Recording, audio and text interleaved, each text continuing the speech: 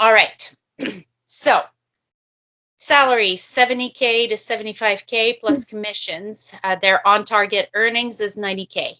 Vacations and benefits, 20 days holiday, healthcare, RSP, life, etc. Commission structure. Okay. Top 5 qualifications for this position. Ability to sell and close deals and maintain, build relationships with 2 to 5 years inside sales or account management experience. Fully bilingual, able to work independently, proven ability to meet, exceed sales target, and post-secondary program completed. Need to be able to pass a credit, criminal, education verification, and references check. Key responsibilities. This is a startup environment. There are 15 people on the team here in Toronto, and they are growing rapidly. This is a platform used to manage the receipts, invoice, and other documents that businesses depend on to keep accurate, secure financial records. In this role, this individual is taking over after the sale has been made. They have a rep on the road, a recently placed candidate, who is going out to perform demonstrations on how their platform works, and she is closing the sales. The client is then passed on to this person after they have been onboarded to continue manage the relationship. They are there to ensure they have decided on the right fit, the right product, the right price for them, etc. They will also be responsible for upselling and cross-selling. So there is still a strong sales component to this role. Because their company is in such a big state of growth, they want someone who has that mindset that there is no job too big and no job too small. There will be new duties and responsibilities that continue to develop as the role evolves. Need a personable go-getter with solid language skills in both French and English. Is there anything there that kind of jumped out? From my notes, because I read this previously, Snapping the Illusion, I'm not like an expert in finding things at all, so I might have got this completely wrong. But what I wrote when I was going through it was work hard, play hard, and then some people work hard but then will need to rest, but I don't know if that makes any sense whatsoever. I just make random notes. I don't know. What did you say? Actually, that was on my list. Okay. Good yeah, catch. So for you, the work hard, play hard, the play hard aspect, what do you think was problematic there? I think, well, I don't know, the thing I found about it was when it says work hard, play hard, but some people just work hard and burn out. I don't know, that's just what I picked up. Okay. I'm laughing because I don't know if I'm right or not, but okay, trust that. So first of all, trust that you've got the right instinct and you're questioning things, and stop feeling like such an imposter because you know your stuff. So what's wrong with that? From my perspective, work hard, play hard. It implies that you are required to socialize in order to get that job. But we've talked about it before. I was a good business developer, like doing this very kind of work. But if there was to be any kind of social aspect associated to it to be quote unquote part of the culture, that definitely is a big no-no for me, right? Anything that implies a social aspect will scare off neurodivergent people. Yeah. I know. Yeah. In there's something that's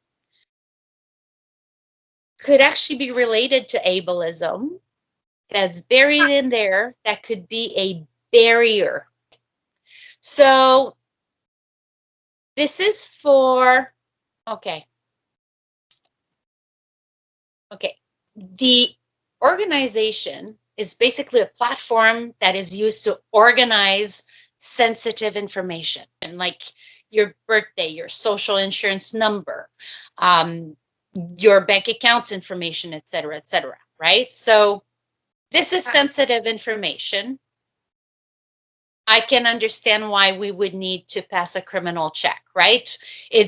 We all want to know that the person who's handling that kind of sensitive information is going to treat it as we expect it to. So that's reasonable. Where I had a problem was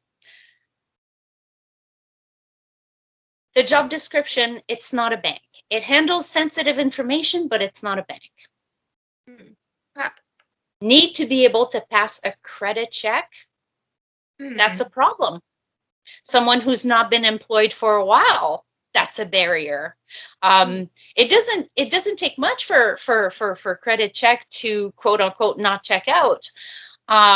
So I don't know how it works in the UK, but in Canada, it's relative to, you know, like your total credit card limit versus how much up to your limit are you.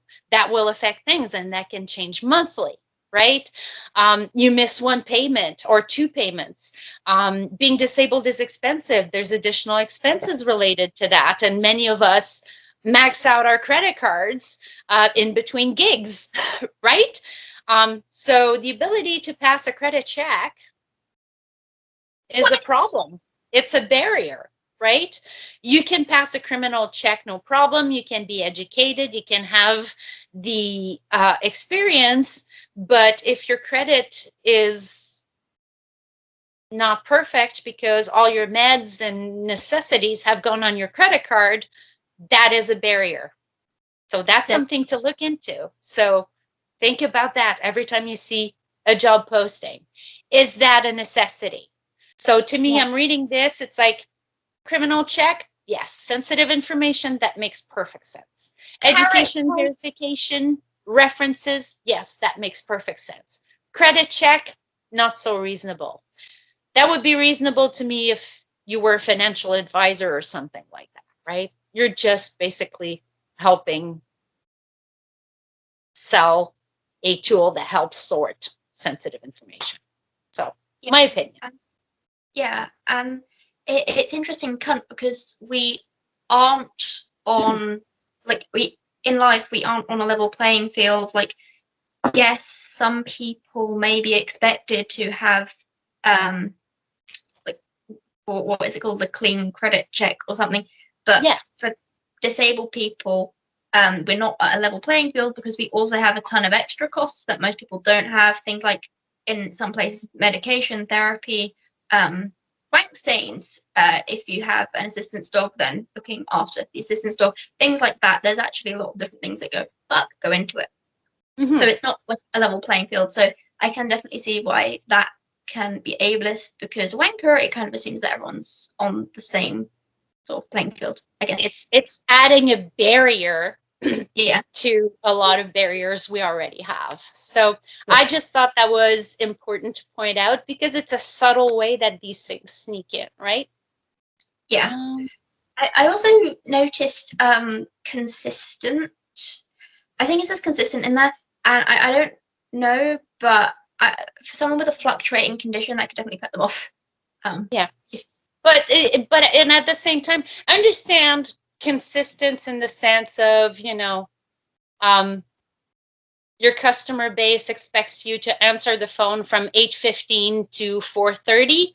So that's quote unquote something, right? So, or you set an expectation. If you know that your neurology, for example, one way to accommodate something like that would be like, okay, I'm going to be available from this time to that time, but the response time might be, you know, a few hours or 24 hours. So it's always up to the person and their employer to define those parameters. And consistency is not like exact same thing is not reasonable to expect from anybody else. Putting that expectation on disabled individuals would add unnecessary pressure.